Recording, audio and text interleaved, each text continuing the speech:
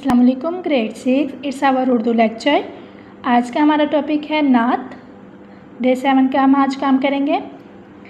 नात कहते हैं वो नज़्म जिसमें हजूर पाक सल्लल्लाहु अलैहि वसल्लम की तारीफ़ बयान की जाए। हमद में हमने पढ़ा था ना कि हमद वो होती है जिसमें अल्लाह ताला की तारीफ़ की जाए और नात वो होती है जिसमें हजूर अकरम सल्लल्लाहु अलैहि वसल्लम की तारीफ़ बयान की जाए। अब हम इसकी रीडिंग करेंगे।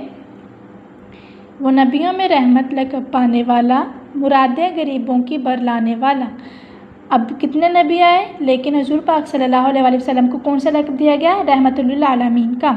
और वो गरीबों की मुरादों को पूरे करने वाले थे। बरलाना, पूरी करना। मुसीबत में गैरों के काम आने वाला, वो अपने पराये का गम खाने वाला। अब किसी को भी अगर कोई मुसीबत में होता है, चाहे वो अपना है या पराया, हजूर अकरम सल्लल्लाहु अलैहि वसल्लम उसकी मदद फरमाते थे। फ़कीरों के मलजा, ज़ईफ़ों के मावा, यतीमों के वाली, ग़ुलामों के मौला। अब फ़कीरों के मावा का मलजा का मतलब है, मलजा कहते हैं जिसका कोई ठिकाना ना हो, कोई सहारा ना हो। मावा कहते हैं मददगार को। हुज़ूर अकरम सल्लल्लाहु अलैहि वसल्लम बेसहारों के सहारा थे और जो ज़ईफ़ कमज़ोर थे उनके मददगार थे। यतीमों की भी मदद करते थे और जो ग़ुलाम होते थे उनके आका थे। खताकार से दरगुजर करने वाला, बदअंदेश के दिल में घर करने वाला। अब जो खताकार थे, अगर किसी से कोई गलती हो जाती तो हुज़ूर अकरम सल्लल्लाहु अलैहि वसल्लम दरगुजर फरमाते, मतलब माफ़ फरमा देते। बदअंदेश कहते हैं जो किसी का बुरा चाहे। अब हुज़ूर पाक सल्लल्लाहु अलैहि वसल्लम के जो दुश्मन थे वो भी आपको सादिक और अमीन कहते थे, मतलब आप उनके दिल में भी घर कर लेते थे। मफासिद का ज़ेरो ज़बर करने वाला, कबाइल को शेर व शकर करने वाला। मफासिद कहते हैं जो फ़साद फैलाते हैं, ठीक है, फ़साद को ख़त्म करने वाले थे। और जो कबाइल थे, आपको पता है ना, अरब में लोग जो थे वो कबीलों की शक्ल में रहते थे। अगर उन आपस में लड़ पड़ते, झगड़ा करते, तो हज़ूर पाक सल्लल्लाहु अलैहि वसल्लम उनमें सुलह फरमा देते और उनमें दोस्ती फरमाते। उतर कर हिरा से सुए कौम आया और एक नुस्ख़ाए कीमिया साथ लाया।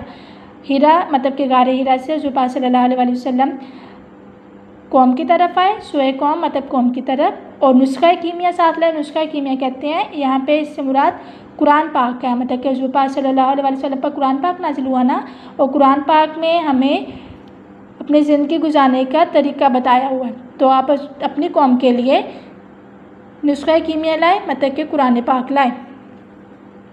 मिसकाम को जिसने कुंदन बनाया, खरा और खोटा अलग कर दिखाया। मिसकाम कहते हैं जो पीतल होता है, ठीक है, और कुंदन कहते हैं सोने को। आपने पीतल को सोने में बदल दिया और जो खरा और खोटा था अलग-अलग कर दिया, मतलब कि झूठ और सच को अलग-अलग कर दिया।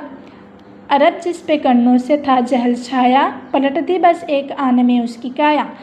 कर्नों कहते हैं सदियों से, जहल जहालत। अब आपको पता है इस्लाम आने से पहले जब हज़ूर पाक सल्लल्लाहु अलैहि वसल्लम पर वही नाजिल नहीं हुई थी, तो लोग जो थे वो जहालत की ज़िंदगी गुजार रहे थे। एक दूसरे के साथ झगड़ा करना और गालम गलौज करना और बुरे काम करना, ये इनकी आदत थी।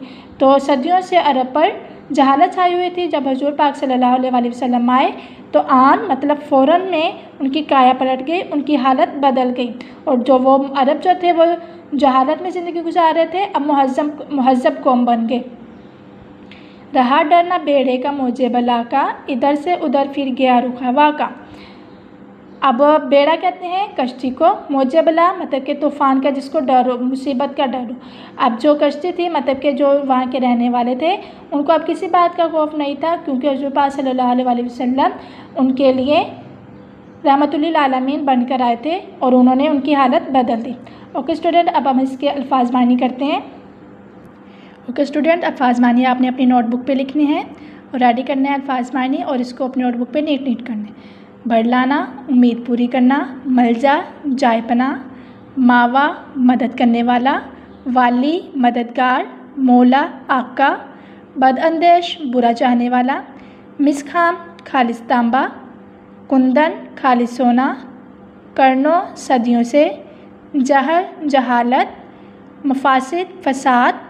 ज़ेरो ज़बर, तहबाला करना। शेर शकर, बहुत दोस्ती होना। सुए कौम की तरफ। नुस्ख़ा कीमिया, सोना बनाने का तरीका, यहाँ मुराद है कुरान पाक। आन, फ़ौरन। काया, हालत।